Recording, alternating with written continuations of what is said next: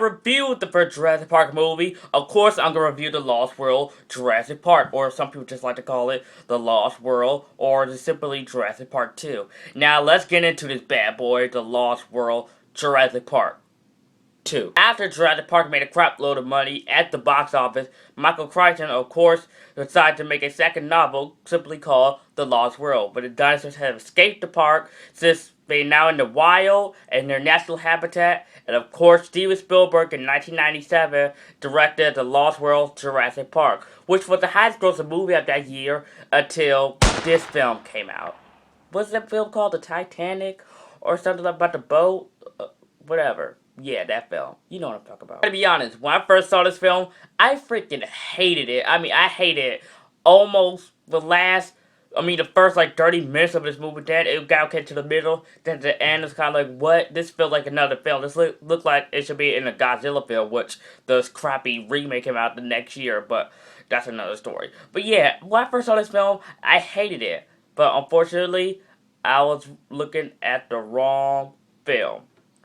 I was actually looking at Jurassic Park 3, which we'll get to soon.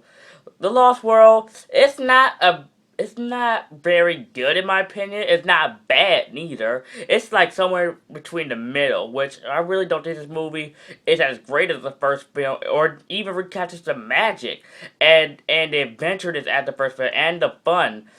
Then the curiosity of the first film, we think like, oh, these dinosaurs can be really real. The dinosaurs still look real in this film, but not as awesome or as creative as in the first film. I still think they still look great in this film, but not as great as they look in the first film. I know they're probably the same, but yeah. I know I'm going on too long right here, but my bad. If you think about it, The Lost World Jurassic Park is coming out, and it's a sequel to the first film. A very, very surprising movie, very memorizing, and very timeless effects. And go to this movie. You know that this movie won't be as great or as mesmerizing as the first film, because the first film broke the record of CGI. Well, in this film, the CGI is fine, it's okay, but it's not really as wow, as mind-blowing as it was in the first film. I mean, don't get me wrong. The T-Rex scene still looks awesome to this day. It still looks awesome. But really, if you think about it, if you compare the CGI in this to the first film, above average compared to the first film. You also get Ian Malcolm back. Oh, that's a chaos story. He's back in this film. He still is great and as funny as he was in the first film. You also get Julianne Moore, who's playing his girlfriend, Sarah, and a very, very, very young Vince Vaughn. I had no problem with the character. I don't think they're just as memorable as they were in the first film. I don't think they're as bad or as annoying as the ones in Jurassic Park 3, which we'll get to that soon. But Julianne Moore and Vince Vaughn, they do an okay job. But like I said, they're not as memorable or as, well, like in your head, like, oh, I know this character, as like the characters from the first film. Of course, Jeff Goldblum did this movie, Ian Malcolm, like, boom, I know who Ian Malcolm is. Jurassic Park, the chaos theory, mathematician guy. Of course, he's gonna be one of the most memorable characters in this entire franchise. Even if it's not gonna be in Jurassic World, which, well, I'm just gonna get on a different topic real quick if you don't mind. Jurassic World, well, my problem with this new film is that none of the original characters or cast are coming back in this film. I can understand from their past what they experienced in the park, but at least have like a small cameo or something, or at least that. At least like give like a small cameo of Ian Malcolm or Dr. Alan Grant or Ellie Sattler. Somebody, please. We get B.D. Wong back from the first film. B.D. Wong was only in the film for like 3 minutes. I don't know. This movie has a lot of dumb moments.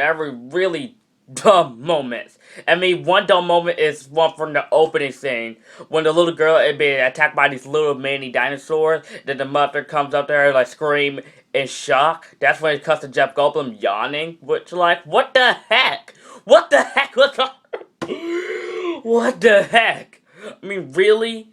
That was so dumb. Really, really dumb. And another scene where the Velociraptor about to attack Ian Malcolm. That's when Ian Malcolm's daughter's like, hey, you! Did her gymnastics flip, kick the Velociraptor, fly all the way across the window.